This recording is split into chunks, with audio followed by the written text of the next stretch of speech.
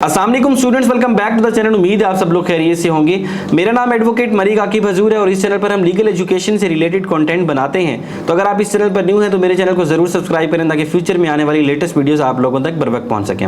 आज की इस वीडियो के अंदर हम लोग देखेंगे लॉ एडमिशन टेस्ट की मार्क्स की डिस्ट्रीब्यूशन क्या है और लॉ एडमिशन टेस्ट को अगर आप प्रिपेयर कर रहे हैं तो उसके लिए आपकी स्ट्रेटेजी क्या होनी चाहिए, किस तरह से आप उसके अंदर हाई स्कोरर बन सकते हैं, कैसे अच्छे मार्क्स लेकर किसी भी यूनिवर्सिटी के अंदर या कॉलेज के अंदर आप एडमिशन ले सकते हैं। वीडियो को शुरू करने से पहले एक छोटी सी अनाउंसमेंट आप लोगों के लिए कि अगर आप लॉ एडमिशन टेस्ट की प्रिपरेशन करना चाहते हैं और किसी रिसोर्स की तलाश में हैं तो हमारा इदारा लॉ एडमिशन टेस्ट की प्रिपरेशन करा रहा है। नीचे स्क्रीन के ऊपर आपके सामने एक नंबर आ रहा होगा, वहां पर कांटेक्ट करके आप हमारे इदारे की डेमो वीडियोस देख सकते हैं कि हम किस तरह से स्टूडेंट्स को ट्रेन करते हैं। अब आते हैं हम वीडियो के टॉपिक के ऊपर और देखते हैं लॉ एडमिशन टेस्ट की प्रिपरेशन के हवाले से जो मार्क्स की डिस्ट्रीब्यूशन है वो HEC ने किस तरह से की है। बेसिकली ये NTS एग्जाम को रिप्लेस करके लॉ एडमिशन टेस्ट स्पेसिफिकली जिस तरह से बाकी एंट्रेंस एग्जाम ECAT होता है, MD CAT होता है, इस तरह से लॉ में एडमिशन के लिए लॉ एडमिशन टेस्ट आपको देना है जिसको आप LAT टेस्ट भी कहा जाता है। तो ये law admission test basically 100 marks का होता है और इसकी डिस्ट्रीब्यूशन इस वक्त स्क्रीन के ऊपर आपके सामने नजर आ रही है। तो इसकी डिस्ट्रीब्यूशन 100 मार्क्स की इसकी डिस्ट्रीब्यूशन की गई है जिसके अंदर 25 नंबर का जो है वो सब्जेक्टिव पोर्शन है। अब 25 नंबर के अंदर एक आपने एसे लिखना है और एक आपने पर्सनल स्टेटमेंट लिखनी है, मगर इसके लिए लैंग्वेज की कोई बंदिश नहीं है। आप इंग्लिश में लिखना चाहें आप इंग्लिश में लिख सकते हैं, उर्दू के अंदर कन्वीनियंट है तो उर्दू के अंदर लिख सकते हैं, मगर इस चीज का आपने ख्याल करना है अगर आप ऐसे इंग्लिश के अंदर लिख रहे हैं तो आपने अपनी पर्सनल स्टेटमेंट भी इंग्लिश में लिखनी है। ऐसा नहीं करना कि एक चीज आप इंग्लिश में लिख रहे हैं तो दूसरी चीज आप उर्दू के अंदर लिख दें, दोनों सेम लैंग्वेज के अंदर आपने लिखनी है। उसके बाद ये 25 नंबर का जो है हमारे पास सब्जेक्टिव पोर्शन है। नीचे वाला जो हमारे पास पोर्शन है वो हमारे पास ऑब्जेक्टिव पोर्शन है जिसके अंदर हमारे पास 2 4 6 तो 6 टोटल सब्जेक्ट्स हैं जिसके अंदर हमारे पास 75 नंबर का पेपर होगा ऑब्जेक्टिव पोर्शन के हवाले से। तो उसके अंदर इंग्लिश है, जनरल नॉलेज है, इस्लामिक स्टडीज है, पाकिस्तान स्टडीज, उर्दू और मैथमेटिक्स है।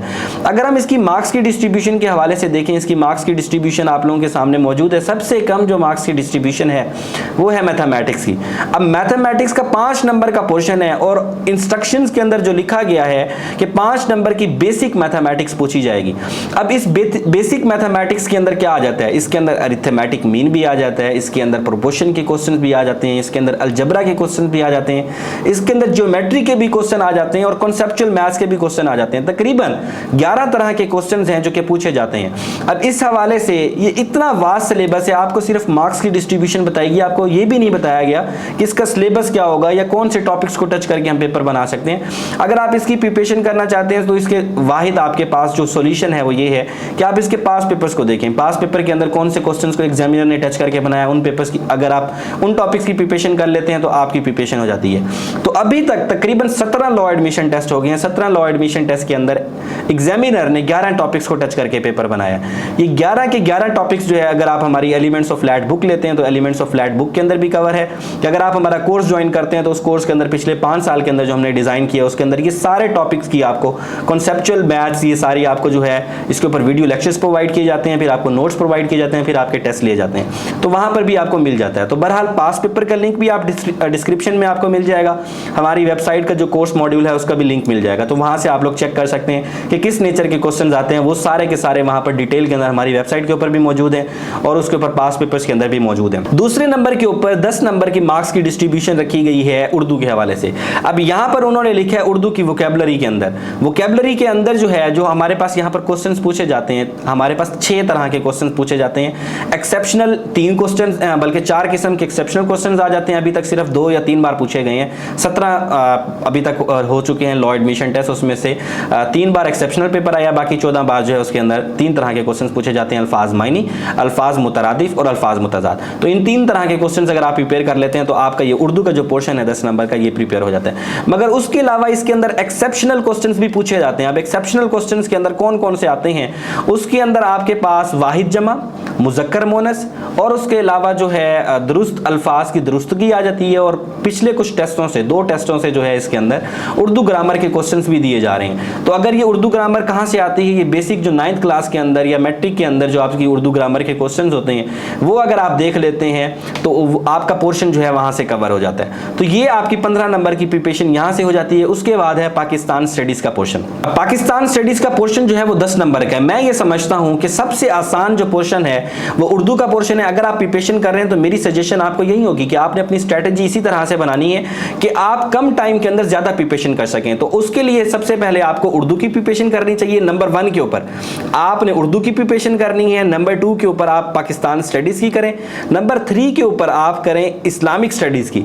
इस्लामिक स्टडीज की प्रिपरेशन करने के बाद आप फिर मैथमेटिक्स की 4 नंबर के ऊपर करें। फिर आप इसकी करें जनरल नॉलेज की। जनरल नॉलेज के बाद जनरल नॉलेज और इंग्लिश को आप इकट्ठा कर सकते हैं, क्योंकि इंग्लिश के अंदर जो है सिनोनिम और एंटोनिम ये एक ऐसी चीज है जो कि आपको याद करना पड़ता है। तो इन दोनों को आप पैरेलल कर सकते हैं, इंग्लिश और जनरल नॉलेज को।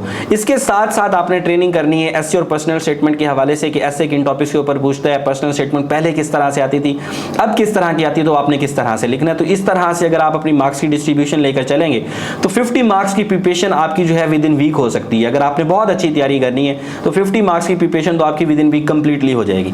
तो इस तरह से पाकिस्तान स्टडीज की अब आपने प्रिपरेशन करनी है। पाकिस्तान स्टडीज के अंदर क्या चीजें पूछी जाती हैं, इसके अंदर जो है एक तो प्री पार्टीशन के हवाले से क्वेश्चंस पूछे जाते हैं, प्री पार्टीशन। उसके अलावा पोस्ट पार्टीशन के हवाले से क्वेश्चंस पूछे जाते हैं। पोस्ट पार्टीशन के अंदर या प्री पार्टीशन के अंदर आज़ादी के पहले वाले और आज़ादी के बाद जो मोस्ट इंपॉर्टेंट इवेंट्स आए हैं पाकिस्तान की हिस्ट्री के अंदर, जैसे हमारे दस्तूर पाकिस्तान है, कौन कौन से हमारे 3 आइन आए हैं, कौन कौन से आए हैं, उसको किसने एब्रोगेट किया, कौन सी डेट को है, या जो भी इंपॉर्टेंट इवेंट्स पाकिस्तान की हिस्ट्री के अंदर आए हैं वो हमारी बुक के अंदर भी कवर है। अगर आपके पास एलिमेंट्स ऑफ फ्लैट की किताब है तो ये सारे टॉपिक्स उसके अंदर कवर हैं। तो ये प्री पार्टीशन और पोस्ट पार्टीशन के हवाले से मोस्ट प्रोबेबली इसमें से क्वेश्चन आते हैं और सारा पोर्शन आपका जो है 10 नंबर का इसमें से कवर हो जाता है।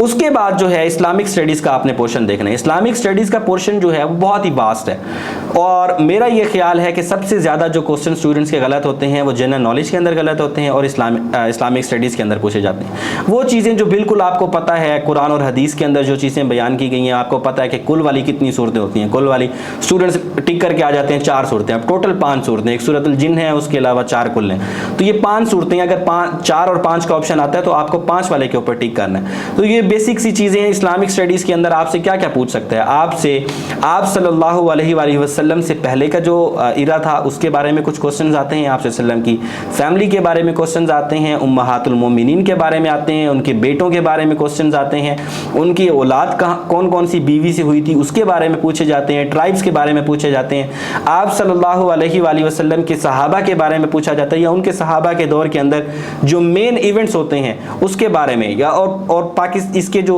फंडामेंटल पिलर्स हैं इस्लाम के 5 उसके बारे में क्वेश्चंस किए जाते हैं। तो ये काफ़ी सारा वास्ट सिलेबस हो जाता है जिसके अंदर से क्वेश्चंस आते हैं और स्टूडेंट काफ़ी सारे तकरीबन 5-6 क्वेश्चंस ऐसे होते हैं जो कि आपको प्रिपेयर करने की ज़रूरत ही नहीं होती, आप उसको टिक कर लेते हैं। मगर हमेशा 3 से 4 क्वेश्चन इस तरह से होते हैं जो ट्रिकी होते हैं और सिर्फ उसी को पता होता है जिसने उसकी प्रिपरेशन की होती है। जनरल नॉलेज के हवाले से अगर हम देखते हैं तो जनरल नॉलेज के हवाले से बहुत ही वास्ट सिलेबस है, बहुत सबसे वास्ट सिलेबस जो है वो जनरल नॉलेज का है और इसको प्रिपेयर करने के हवाले से स्टूडेंट्स अक्सर परेशान रहता है और उनको तो ये भी नहीं पता होता कि कौन से टॉपिक्स को टच करके जो है एग्जामिनर क्वेश्चन बनाता है। तो बहरहाल मैं आपको ब्रीफ यहाँ पर बताता हूँ। एक तो कॉन्टिनेंट से रिलेटेड क्वेश्चन पूछा जाएगा कि कितने कॉन्टिनेंट्स हैं, उनकी हिस्ट्री के बारे में पूछा जाएगा, एशिया, अफ्रीका, ये जितने सब कॉन्टिनेंट इनके बारे में आपसे जो है सबसे पहले पूछा जाता है। कॉन्टिनेंट्स के बाद जो है स्पोर्ट्स के हवाले से जो ओलंपिक्स है या स्पोर्ट्स के हवाले से क्वेश्चन आता है, फुटबॉल के हवाले से अक्सर क्वेश्चन आता है, क्रिकेट के हवाले से उसके अंदर क्वेश्चन आ जाता है और उसके अलावा जो हिस्टोरिक इवेंट्स आए हैं जैसे वर्ल्ड वॉर्स हैं उसके हवाले से यहाँ पर क्वेश्चन आते हैं। तो इस तरह के क्वेश्चन वहाँ पर आते हैं जो कि स्टूडेंट्स को प्रिपेयर करना पड़ता है। तो ये टॉपिक्स को अगर आप टच कर लेते हैं तो आपकी ईजिली प्रिपरेशन हो सकती है। इस हवाले से हमारी बुक के अंदर भी कवर किया गया है। नीचे मैं आपके साथ जो है पास पेपर्स का लिंक शेयर कर दूंगा जहां पर आपको मोर देन जो है 200 क्वेश्चंस मिल जाएंगे। आपको पता चल जाएगा एग्जामिनर कौन से टॉपिक्स को टच करके पेपर बना रहा है। बहरहाल ये थोड़ा सा एक लेंथ ही है और हम इसको पहले से जज नहीं कर सकते कि एग्जामिनर इसी में से ही पेपर बनाएगा या इससे हटकर भी बना सकता है, उससे हटकर भी बना सकता है। बहरहाल मोस्ट प्रोबेबली इन्हीं में से जो टॉपिक्स हमने कवर किए हैं उसके अंदर ही इसकी प्रिपरेशन आपकी कंप्लीट हो जाएगी।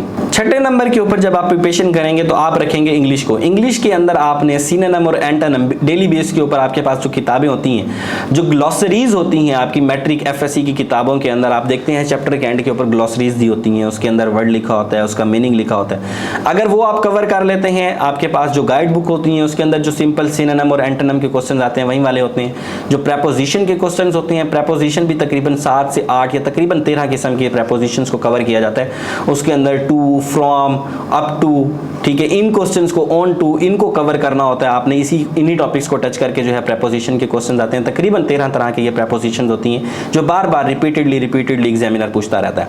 ये पोर्शन कवर करने के बाद आपका ऑब्जेक्टिव पोर्शन जो है यहाँ पर कंप्लीट हो जाता है। ऑब्जेक्टिव पोर्शन आपका कंप्लीट हो गया। ऑब्जेक्टिव के बाद आपने करना है ये सब्जेक्टिव पोर्शन, ये आपका है सब्जेक्टिव पोर्शन। अब सब्जेक्टिव पोर्शन के अंदर जो है एसे और पर्सनल स्टेटमेंट के हवाले से मैंने आपको बताया कि आपने सेम लैंग्वेज के अंदर जो है ये दोनों लिखने हैं। उसके बाद जो है आपके पास एसे के अंदर चॉइस होती है। एसे आपको दिए जाती हैं 3 टॉपिक्स के ऊपर। आप चाहे वो अंग्रेजी के अंदर लिखें, चाहे वो आप उर्दू के अंदर लिखें। 200 वर्ड्स लिमिट होता है। आपको एक टॉपिक असाइन किया जाता है, उसके बारे में लिखें। मोस्ट प्रोबेबली जो क्वेश्चंस पूछे जाते हैं जो हमारी माशरती बुराइयां हैं उसके बारे में जरूर एक ना एक टॉपिक आता है। और एक टॉपिक जो एग्जामिनर हर बार पूछता है एजुकेशन से रिलेटेड आपको पूछता है। एजुकेशन की क्राइसिस के बारे में पूछ सकता है, को एजुकेशन से रिलेटेड पूछ सकता है, खवातीन का एजुकेशन के अंदर क्या रोल होना चाहिए या वो क्या किरदार अदा कर सकती हैं अगर हम उनको एजुकेट करें। तो इस हवाले से हर बार कोई ना कोई क्वेश्चन आता है। तो आप एजुकेशन का टॉपिक आपने जरूर करना है। जो माशरती बुराइयां होती हैं उसके बारे में आ जाता है। करंट अफेयर से रिलेटेड क्वेश्चन आ जाता है, जैसे कि कोविड का ईरा आया था, उस हवाले से क्वेश्चन आ जाते हैं। तो इस तरह से आपने तैयारी करनी है। पर्सनल स्टेटमेंट के हवाले से क्वेश्चन पहले आता था कि आप इस प्रोफेशन के अंदर क्यों आना चाहते हैं, Why you want to choose this profession, या आप वकील क्यों बनना चाहते हैं, वकालत के प्रोफेशन के अंदर क्यों आना चाहते हैं। मगर ये 2019-20 के अंदर इस तरह के क्वेश्चंस आते थे।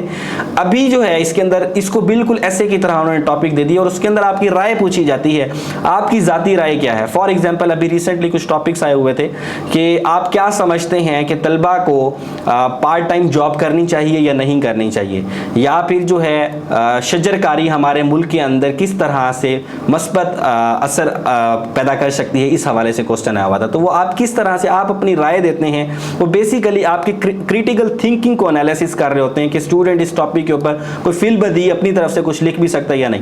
पर्सनल स्टेटमेंट के अंदर आपको कोई चॉइस भी नहीं दी जाती, एक ही आपको टॉपिक दिया जाता है और उसके ऊपर आपने लिखना होता है। 200 वर्ड्स लिमिट के अंदर रहते हुए आपने लिखना है। ऐसे के अंदर अगर आप चाहें तो अपना वहां पर आपको 3 उसके अंदर पैराग्राफ्स बना सकते हैं, मगर मैं ये सजेस्ट करूंगा पर्सनल स्टेटमेंट के ऊपर आपको एक ही पैराग्राफ बनाना चाहिए। तो इस हवाले से मेरी सेपरेट वीडियोस भी मौजूद हैं। दी लॉ चैनल मेरे उमर भाई का चैनल है, आप उसके ऊपर भी आपको कंटेंट मिल जाएगा।